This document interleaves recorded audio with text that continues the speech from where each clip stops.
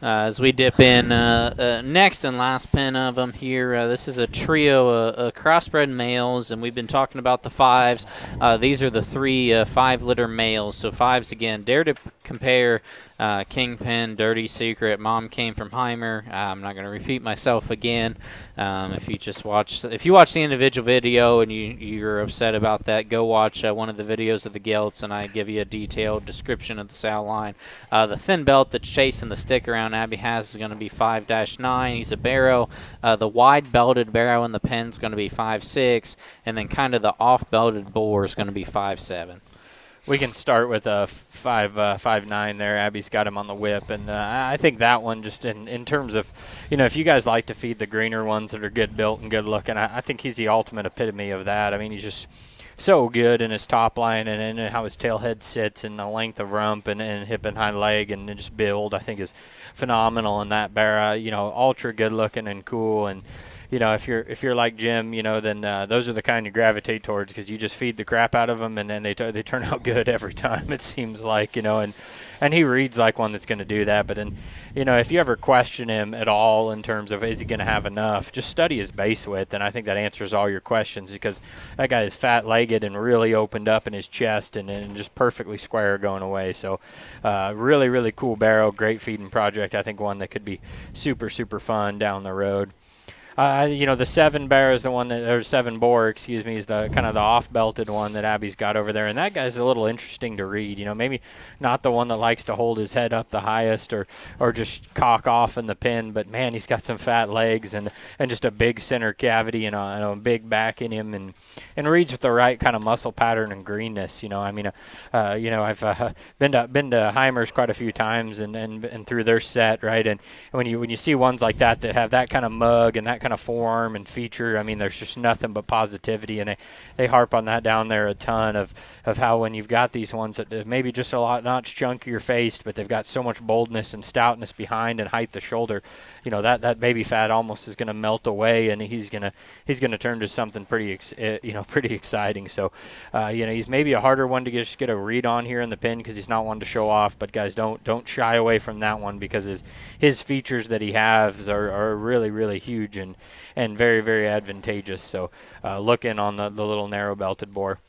And I saved the wide-belted one for last, I guess, and in my opinion, I like the 6 a ton. I think that one just, when he walked in, it was very striking, and his build and balance proportions are almost perfect. I mean, just the way that he in terms of length of body, length of neck, and then length of hip, I think the way he fits those 3 categories together is absolutely exciting. And then you step back off and say, okay, what about bone? What about stoutness and feature? I think he's got it. He checks those boxes in more than acceptable and almost into a exciting type realm. So if you want just a moderate, good body type barrow that looks like he's going to be easy feeding and easy keeping, but then at the same time has the quality to get out there and compete extremely hard, I think the wide belted one or the -6 is one that you look at extremely hard, because that guy he's flat good. I think an awful lot of that barrow, and I get awfully excited about him. So really nice trio here. I think 3 very, very different kinds and different types, but in terms of quality, I think all 3 fit the bill very, very well here.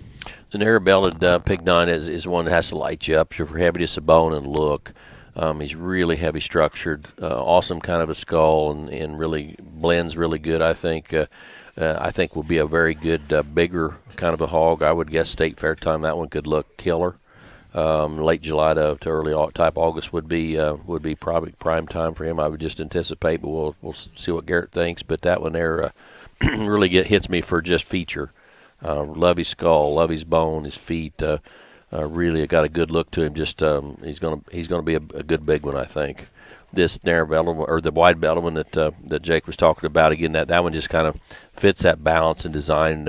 He's a little softer in his muscle pattern, which I think is probably a positive thing. I think that one will actually grow into everything absolutely at the right proportion that he needs to. That's a very neat hog with everything blended in balance extremely well, like his skull, like the proportionate length of the body he's got, the right elevation that he's got. Again, I think could be killer mid-July, early August type of thing, and be his prime time where he needs to be and kind of top out where you want him to be in the big ring.